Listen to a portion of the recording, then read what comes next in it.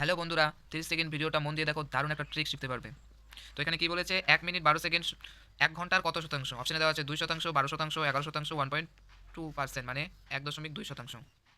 তো এটা কত শতাংশ হবে সেটা বের করার সোজা টেকনিক।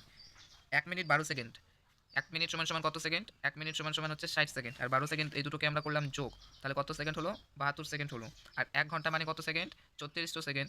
তো 3400 সেকেন্ড ইন্টু 100% করে দিলাম, ঠিক আছে? এই শূন্য এই শূন্য কেটে গেল, এই 2 শূন্য এই 2 শূন্য কেটে গেল, 36 দুগুণে 72, তাহলে কত শতাংশ থাকলো? 2%। তাহলে উত্তর কোনটা হবে? 2%।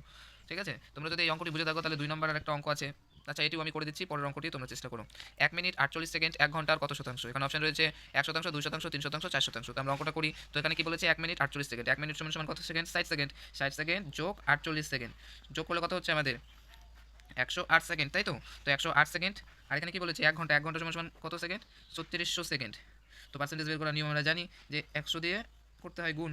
তো 100% দিয়ে গুণ করে দিলাম, এই শূন্য এই শূন্য কাটা চলে গেল, তাহলে 336-এ 108, তাহলে এটা কত বেরিয়ে গেল?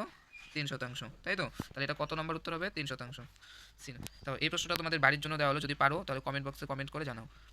8 ঘন্টা একদিনের কত শতাংশ? 30%, 20%, 25%, 40%,